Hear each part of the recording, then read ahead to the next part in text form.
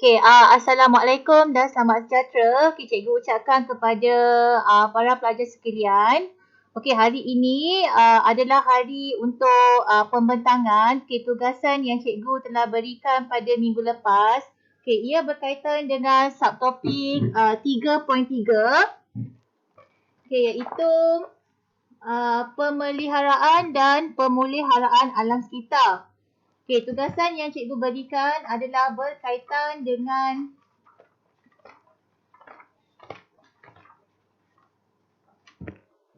penggunaan teknologi emisi negatif dan juga aplikasi tenaga hijau dalam beberapa sektor. Okey, jadi setiap kumpulan telah melengkapkan tugasan ini dan hari ini adalah hari untuk pembentangan. Okey, cikgu terangkan dahulu bagaimanakah cara untuk melakukan pembentangan. Okey, cikgu minta setiap ahli kumpulan dapat menjelaskan dan menerangkan slide presentation mereka yang tidak melebihi daripada 10 keping slide. Dan masa diberi dah lebih kurang 7 minit. 7 minit untuk membentangkan. Dan sekiranya ada soalan daripada pelajar yang lain, pelajar boleh respon dan juga boleh bertanya kepada ahli kumpulan untuk sesi soal jawab sekiranya ada.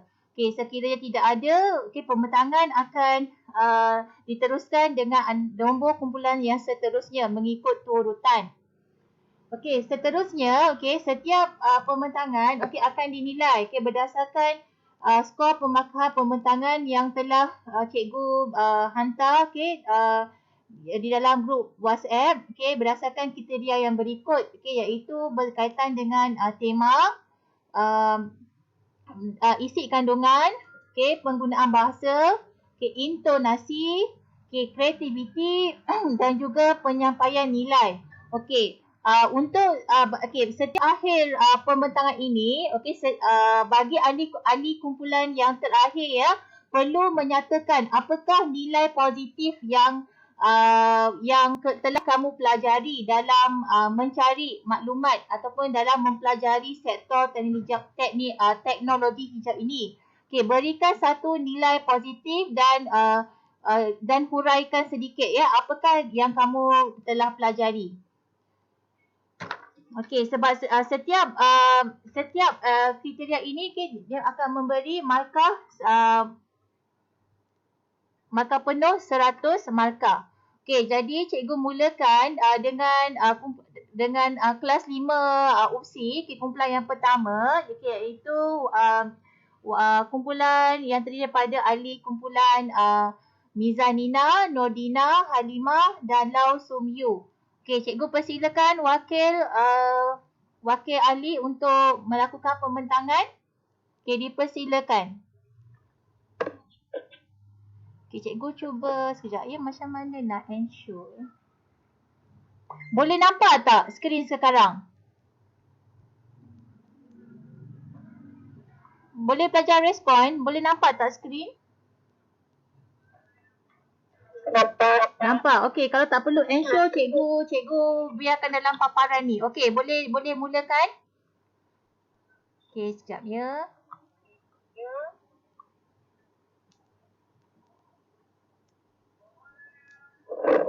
Dipersilakan.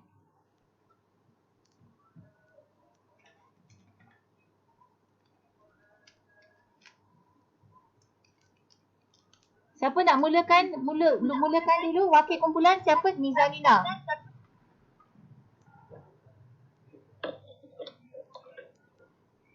Turn on speaker.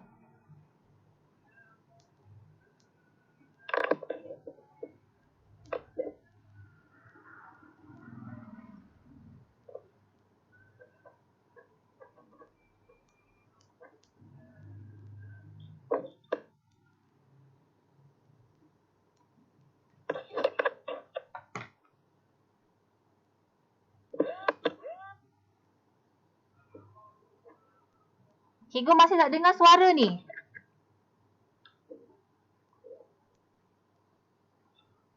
Assalamualaikum. Okey, teruskan. Okey, masa berjalan.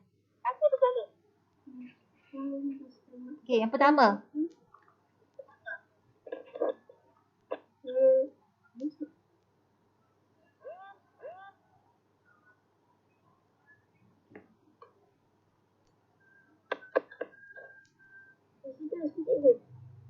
Okey, cikgu tak dengar suara. Kamu ni, cikgu tak dengar suara pembentangan.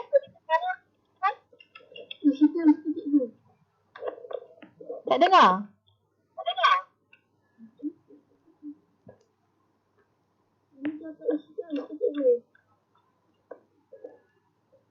Macam mana cikgu tak dengar suara berbentangan pun ni, senyap macam ni, macam mana?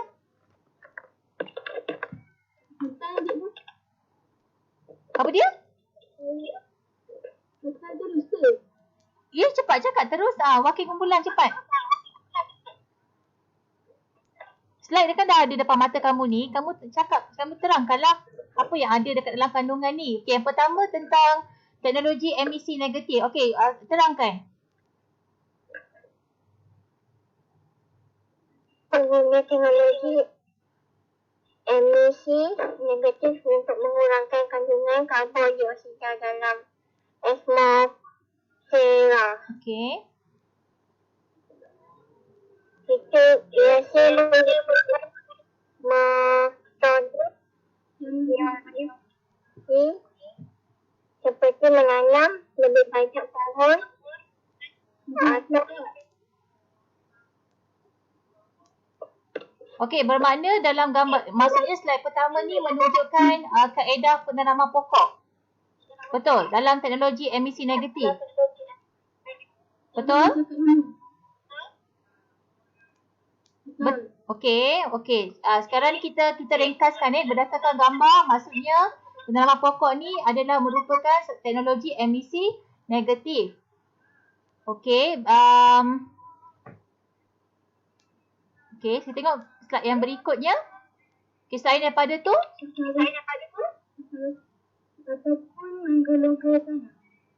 menggunakan rawatan awan.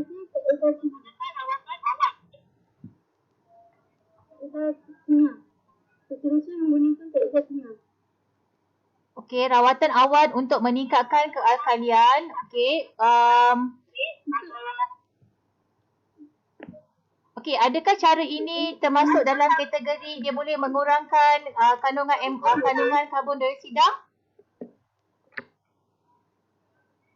Satu langkah lain bagi mengurangkan karbon dioksida, rawatan awan untuk meningkatkan kealkalian seperti dalam gambar, menambah alkali ke awan atau lautan, meningkatkan tindak balas, melihat karbon dioksida larut dalam air dan mengeluarkannya dari udara. Okey, selain pada rawatan awan, dia dapat memberikan cuaca yang lebih baik ya. Okey, nombor 3 ni. Nombor 3 apa ni? Ini apa benda ini teknik apa ni? Teknologi apa ni? Pemulihan habitat karbon biru. Oh, okey. Ini pun merupakan satu teknologi pemeliharaan dan pemuliharaan habitat pesisir laut. Okey, dia dapat mengeluarkan karbon dioksida dari udara. Okey, boleh cikgu pergi ke slide seterusnya? Okey.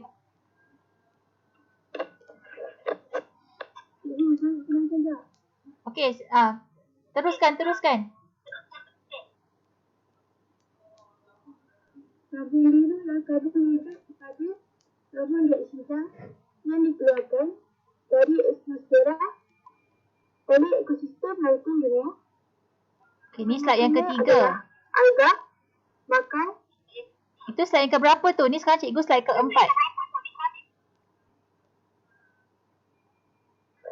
Kita pergi slide yang keempat. Ini slide yang ketiga, dah sudah tadi. Slide yang keempat. Slide yang keempat. Tanah semula dan penanaman hutan. Penanaman hutan menanam pokok sebelum tidak ada pokok. Perhutanan semula memulakan kawasan di mana pokok telah dihasilkan atau ditebang. Berdasarkan dua gambar bawah, itu korang bagi tahu yang mana penanaman hutan, mana perhutanan semula. Okey. Yang nombor 5 ni? Slide nombor 4 masih Saya bagi tahu dulu tak? Saya nak tanya soalan. siapa nak tanya? Ada soalan? Saya tengah tanya soalan. Okey, apa soalan dia? Cuba korang bagi tahu yang mana perhutanan semula, penanaman hutan. Kenapa belah kiri tu perhutanan semula, belah kanan penanaman hutan. Okey, adik kumpulan, ada yang boleh jawab tak? Yang mana satu penanaman hutan, yang mana satu perhutanan semula? Gambar mana? Kiri dengan kanan tu. Kiri, Okey, kiri ni anak pandang cikgu Ini gambar apa?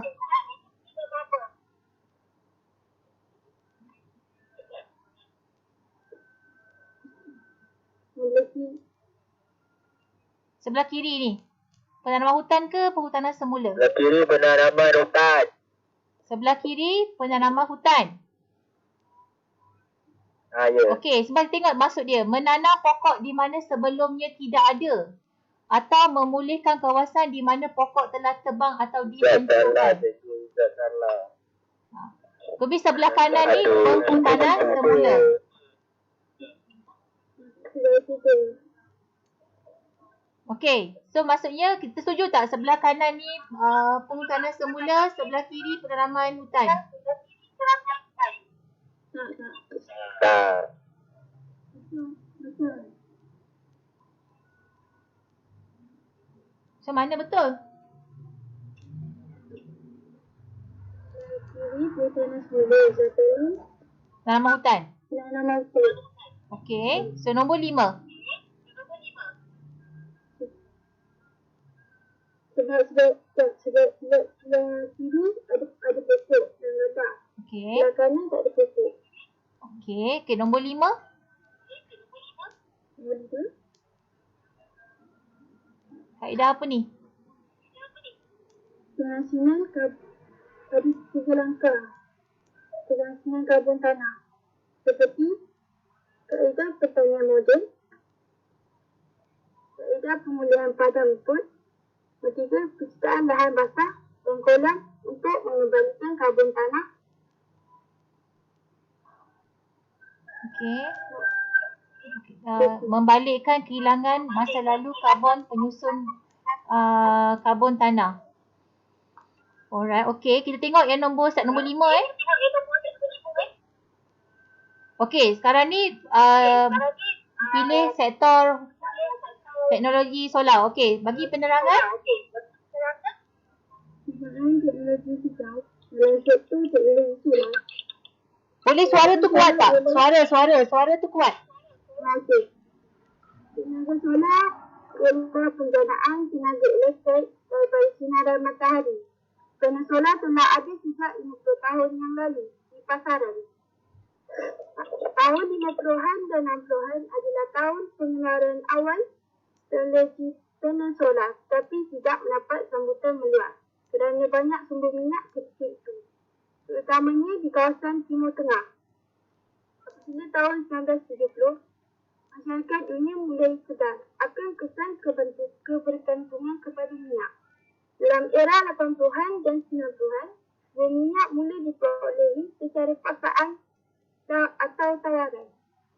Ahli sains juga telah membuktikan punca utama perubahan cuaca dunia adalah berpunca daripada pencemaran karbon dioksida akibat daripada kegiatan manusia dan penggunaan bahan api fosil. Okey, cikgu nak tanya. Okey, sekarang ni untuk teknologi solar, aplikasi dia apa? Macam mana cara aplikasi dia? Ini adalah sebab punca dia. Okey, punca. Apa fokus sebenarnya dalam maklumat ni? Dalam teknologi solar ni apa fokus dia sebenarnya? Nak bagi tahu tentang apa? Kelebihan ke? Kelebihan. Kelebihan tenaga solar, betul? Sasaran tenaga solar. Okey, apa kelebihan tenaga solar ni? Okey, boleh terangkan cepat. Habiskan slide lagi ni. Tenaga solar ni ini tenaga solar daripada matahari. Kelebihan dia. Cikgu nak kamu terangkan apa kelebihan dia.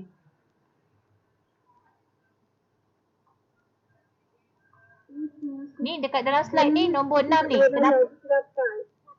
Dari matahari. Ini ni. Kelebihan yang kamu dapat ni adalah ni. Sumber tenaga yang bersih.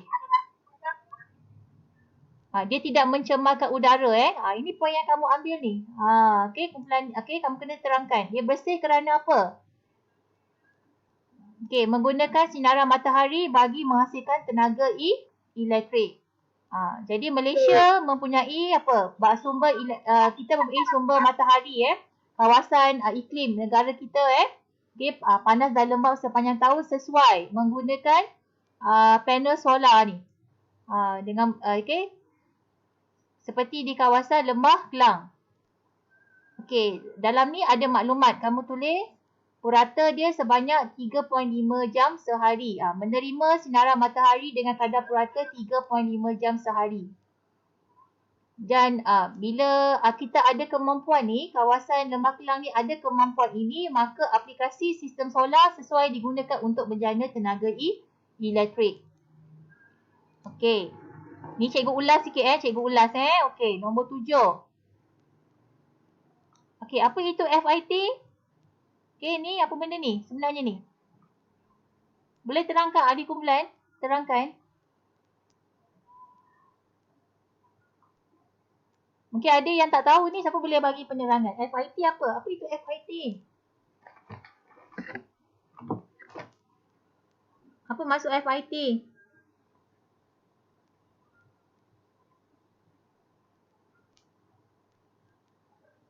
Ahli kumpulan ada tak wakil boleh jelaskan?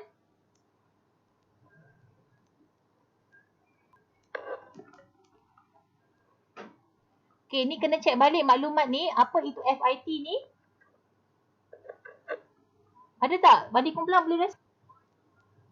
Ni, apa maksud FIT ni? Ahli kumpulan siapa? Mizanina. Lau. Apa tu? Ni apa ini?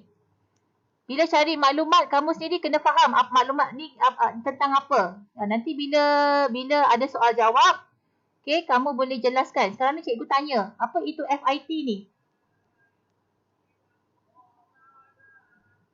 Cuba cek balik maklumat ni. Okey, kalau berdasarkan maklumat yang cikgu tahu, FIT ni TNB, okey, dia ada ada menyediakan servis ataupun khidmat memasang solar panel. Okey, TNB ada buat servis tu. Dan boleh memohon. Cikgu tak pasti adakah FIT ni berkaitan dengan servis pemasangan solar panel yang dikendalikan oleh TNB. So boleh cek balik kamu punya maklumat ni. Okey, nombor 8. Okey. Okey, ini kelebihan. Betul tak kelebihan? Harga berpatutan dengan pulangan pelaburan yang baik. Okey. Harga berpatutan, cikgu rasa pada pendapat cikgu, harga mahal Pemasangannya mahal, tapi harga yang mahal tu dia berbaloi untuk untuk jangka masa panjang. Okey, dia pelaburan ni maksudnya kita pasang harga mahal. Okey, tapi dia punya faedah tu, manfaat tu pada jangka masa panjang. Okey, penjimatan elektrik tu kita boleh maksudnya kita dapat kita alami tu pada jangka masa panjang Okey. So cikgu ulaslah poin yang kamu tulis ni Kamu tulis kat sini, kamu tulis bentang kat sini. Okey, ada 8 slide saja. Okey. So cukup dulu untuk setakat ni dulu Okey, terima kasih cikgu ucapkan. Okey, kepada kumpulan yang pertama. Okey, so untuk slot hari ni, kita dapat bentang untuk kumpulan yang pertama. Kalau untuk kumpulan yang kedua mungkin ada masa, kalau tempat present kita boleh teruskan kumpulan yang kedua.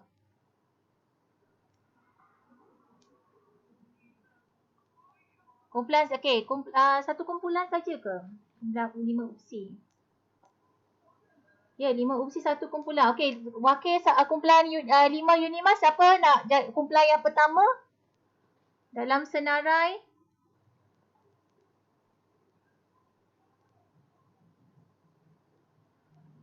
Tak, cikgu semak balik Okey, Alia, Aminah, Syahira. Syahira ada tak dalam grup ni?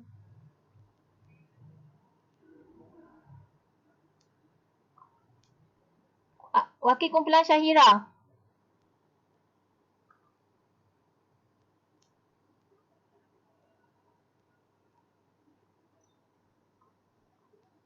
Syafika, Syahira, Syahira. Syahira Adi. Grup kamu ya, kumpulan 1. Boleh tak buka speaker tu?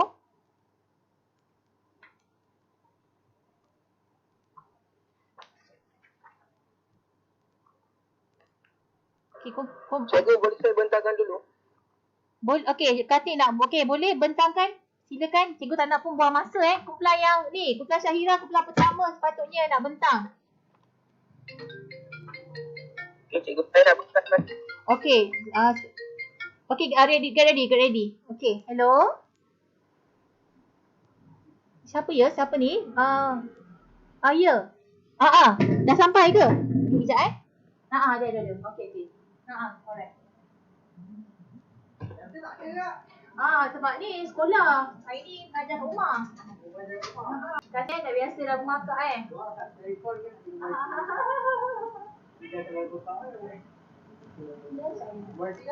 Dapat apa hujung? 8105 24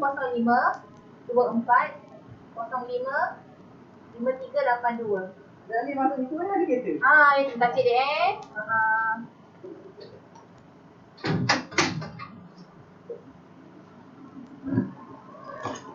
Okey, sekejap Katik.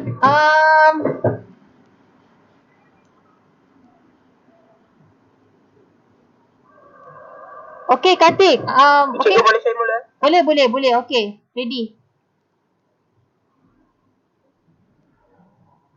Selamat pagi cikgu dan kawan-kawan semua. Okey, cakap kuat lagi suara kamu. Saya nak bentangkan tentang pemeliharaan dan pemeliharaan. Yang pertama, kita kena tahu pengguna teknologi emisi negatif untuk mengurangkan kandungan karbon dioksida dalam atmosfera. Kita kena tahu apa itu. Okay. Kita bagi slide yang terusnya, teknologi emisi negatif. Teknologi emisi negatif merupakan teknologi yang menyingkirkan kandungan karbon dioksida dalam atmosfera. Salah satu cara ialah dengan menggunakan mikroalga, iaitu untuk mengurangkan karbon dioksida di dalam atmosfera. Cikgu dengar ke? Dengar. Okey, clear. Kita bagi seterusnya, apa proses yang dijalankan oleh mikroalga untuk mengurangkan kandungan karbon dioksida dalam atmosfera. Mikroalga, mula kita kena tahu apa itu mikroalga. So, mikroalga yang lazim digunakan dalam teknologi emisi negatif ialah mikroalga marine, iaitu alga mikroskopik yang hidup, tumbuh dan membiak dengan banyak di dalam air laut. Seterusnya, mikroalga marine sesuai digunakan dalam teknologi emisi negatif kerana mikroalga ini mengurangkan kandungan karbon dioksida dalam atmosfera melalui proses fotosintesis. Seterusnya, penggunaan teknologi hijau dalam sektor bangunan hijau. Kita tengok apa yang ada dalam sektor bangunan hijau ini. Contoh bangunan hijau di negara Malaysia. Ini contoh bangunan Malaysia. Contoh bangunan hijau di negara kita. So, kita tengok dalam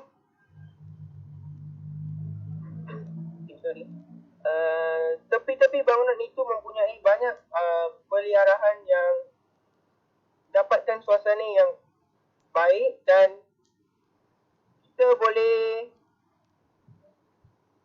dapatkan sebagai cahaya ketika kalau tiada elektrik pada masa itu, kita boleh guna cahaya matahari dan itu juga boleh meningkatkan bil elektrik kita. Kita tengok slide yang lain. Bangunan hidup merupakan bangunan mencirikan teknologi binaan masa alam semula jadi dan konsep tersebut semakin popular diguna pakai di kebanyakan bangunan pejabat dan rumah kediaman. Ciri-ciri bangunan hijau ialah antara ciri bangunan hijau ialah memiliki elemen semula jadi seperti tumbuh-tumbuhan yang ditanam di dalam dan di luar bangunan. Ini adalah untuk mengurangkan kepanasan di dalam bangunan tersebut ataupun dapatkan suasana yang enak di tepi-tepi bangunan tersebut. Seterusnya, ini adalah contoh-contoh bangunan hijau di luar negara. Sebutkan negara tu Katik sebab slide tu terlalu kecil. Ya, okey. Besar-besarkan. Ini adalah roof garden, Wolfsburg, Jerman. Di Jerman ya, ini tengok yang lawa sangat di Jerman. Yang seterusnya roof garden Rumah Sakit International, ST Loop, di Tokyo. Dan seterusnya, ini adalah roof garden Gedung Kesiaran Guangzhou, Beijing, China. Okey, daripada saya untuk present untuk hari ini. Okey, terima kasih kumpulan Katik dan rakan-rakan. Okey, bagi satu maklumat yang menarik pada pandangan cikgu. Okey, so untuk hari ini kita dapat bentang 2 kumpulan. Okey, nanti hari Rabu kita akan sambung lagi Okey, nanti kita akan sambung lagi sehingga semua dapat membentangan sehingga selesailah pembentangan Okey, jadi kumpulan yang lain boleh bersedia daripada pembentangan yang telah dimulakan ni. Sekiranya ahli kumpulan ada nak perbaiki kamu punya konten, kamu nak tambah baik, kamu ada lagi buat penambahbaikan sebelum cikgu nilai. Okey, jadi kita akan jumpa lagi hari Rabu insya-Allah. Okey, nanti kita akan sambung lagi untuk pembentangan ahli kumpulan yang seterusnya. Okey, cikgu cakap terima kasih dapat join kelas ni. Cikgu harap ahli kumpulan dapat nanti pada hari Rabu nanti. Okey, kita jumpa lagi. Terima kasih semua. Terima kasih cikgu. Okey, terima kasih. Terima kasih cikgu. Bye.